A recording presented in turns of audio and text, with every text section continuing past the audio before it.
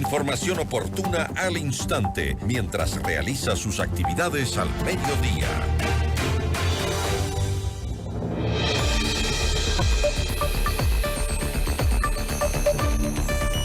Bueno, como escuchábamos, gremios de Ecuador rechazaron la aparente disposición de SENACE de un horario general de cortes de luz para el sector industrial que iría de 10 horas seguidas durante mínimo 15 días. ¿Cuáles serán los efectos para el sector productivo del país?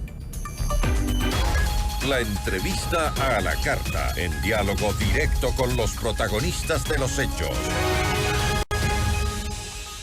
Nos acompaña a esta hora María Paz Gervis, presidenta del Comité Empresarial Ecuatoriano. Qué gusto, María Paz, ¿cómo está? Hola, Gisela, buenas tardes. Un saludo a su importante audiencia. Entiendo que usted fue una de las primeras en pronunciarse al respecto en su cuenta de X. A ver, según la disposición, el objetivo de la medida es recuperar las reservas energéticas de la central Mazar.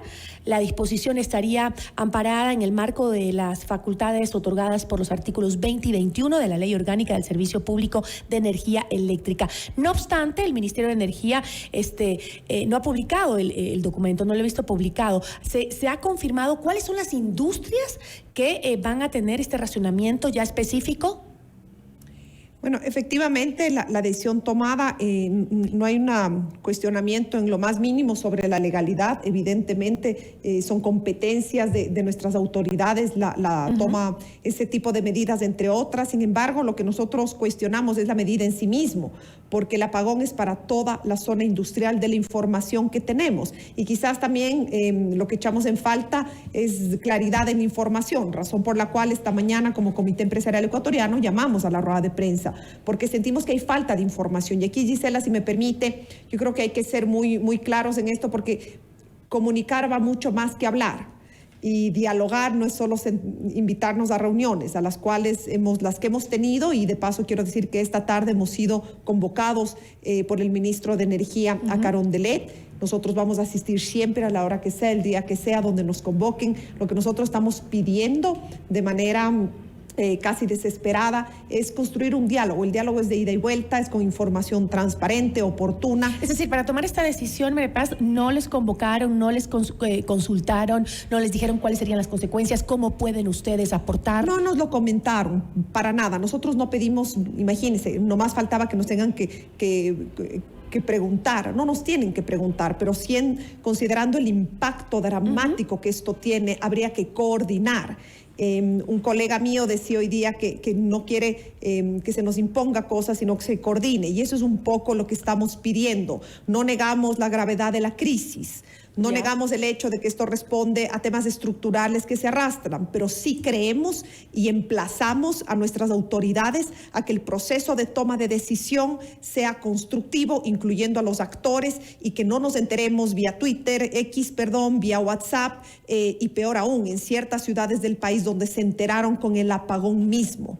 Justamente eso había dicho el presidente de la Cámara de Industrias de Guayaquil, Francisco Jarrín, que la desconexión no es nueva, que ya había empezado a hacerse desconexiones en algunos sectores industriales. Y también lo dijo el alcalde de Cuenca, entiendo, que respecto a que en Cuenca ya se había registrado el apagón de 10 horas en algunos sectores. Efectivamente, esta noticia nos llegó por las vías que ya hemos comentado, por redes sociales, al mediodía del día sábado, alrededor de eso, y sin embargo hemos tenido información del Parque Industrial de Cuenca y de Ambato, que ellos se enteraron previamente por la desconexión misma, con lo cual estamos viendo que la falta de previsibilidad y de comunicación oportuna y asertiva de nuestras autoridades ahonda aún más la crisis y sus consecuencias. Ahora, ¿cómo va a afectar esta medida al empleo? Es dramático el impacto, porque tenemos que pensar en varias cosas. En primer lugar, lo que hemos dicho en la rueda de prensa, todos los sectores de la economía formal organizados bajo el paraguas del Comité Empresarial Ecuatoriano, 153 gremios de todo el país a lo largo y ancho de nuestro territorio, con la diversidad. Y yo insisto en esto porque tenemos comercio, tenemos agroindustria, tenemos industria, turismo. Y entonces, por un lado decimos, si es una situación tan dramática que estamos viviendo, no entendemos por qué se le pasa la factura solo al sector industrial. En segundo lugar, entender que el sector industrial no es un ente aislado del resto de la sociedad, pues tiene consecuencias en la cadena productiva, en el comercio, en los empleos, y esto deriva en el bienestar de cada una de las personas. El momento que se paran las plantas durante 15 días, el momento que no se pueden cumplir con las obligaciones adquiridas, puede faltar los recursos para cumplir con la nómina. Eso es precisamente lo que nosotros queremos evitar. ¿Cuánto le cuesta de su presupuesto a las fábricas, a las industrias, funcionar a través de generadores? Eso depende, no existe un solo dato, depende de la planta, depende del tipo de maquinaria, depende sin embargo, lo que sí somos conscientes es que evidentemente se incrementa el costo y lo tenemos asumido en gran medida. Estamos en diálogo también con el gobierno por una resolución que se sacó en días previos donde existía un mecanismo compensatorio de la generación eléctrica, valga la redundancia, que se genere y que se pueda proveer esos excedentes al Estado. Entonces, esas conversaciones sí hemos tenido y hemos estado a las órdenes con maquinaria de generación eléctrica que es por sobre todo complementaria. ¿Por qué? Y esto hay que explicar a quienes nos escuchan. El diseño constitucional, lo que rige en el Ecuador, es que el proveedor de energía, el generador de energía por excelencia es el Estado, con esos techos que insistimos, viene del modelo constitucional de Montecristi, pero que fue ratificado con la famosa ley No Más Apagones de enero de este año, aprobado por todas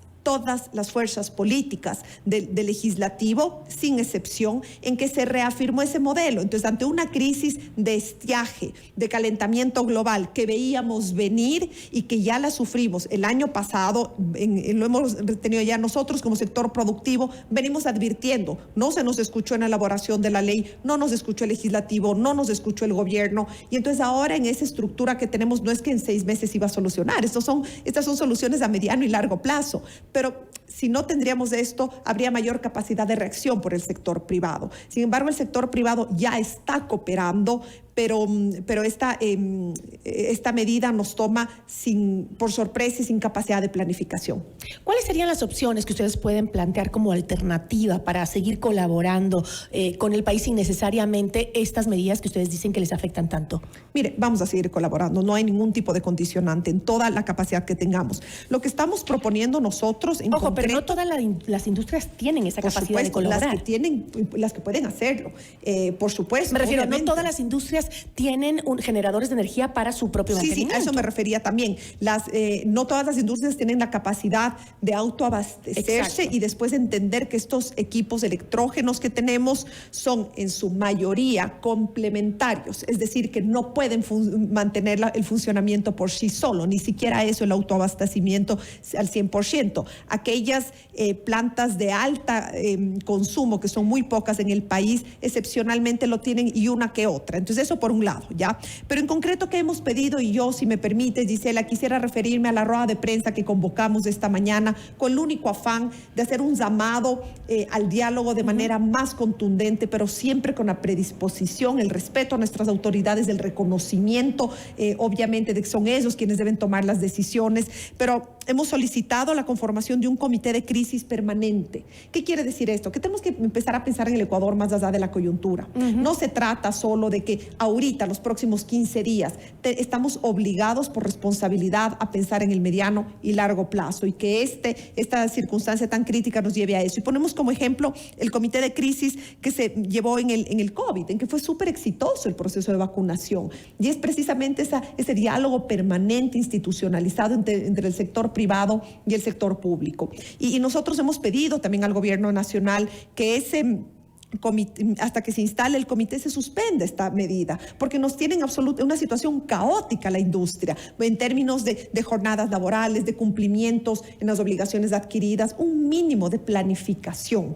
Pero a ver, lo que usted pide es súper lógico, porque además a la final siempre nos estamos acostumbrando a reaccionar a las crisis y no a prevenirlas, ¿no? A pensar en el futuro cuando vienen, porque esto no es nuevo, como usted dice, nos venían avisando de que el estiaje iba a ser mucho más fuerte que los anteriores. Pero en este momento, hoy hay que superar el problema, digamos. O sea, sí, tenemos que pensar en el mañana al mismo tiempo, pero ¿cómo para solucionar hoy? ¿Cuáles son las medidas alternativas que ustedes le pueden dar al gobierno en lugar de estos apagones por 15 días mínimo de 10 horas al sector industrial? Giselle, en primer lugar, para poderle responder a eso, nosotros tendríamos que tener acceso a información, es decir, la realidad y la dimensión de la crisis. No tenemos. Creo que la información cambiante, contradictoria, muchas veces dispersa, como usted bien menciona, no oficial, en la ausencia de los documentos, no me permite a mí hacer un pronunciamiento. Aquí tenemos que tener claro, no existen soluciones mágicas. No le pedimos al gobierno nacional soluciones mágicas. Hemos sido muy sensatos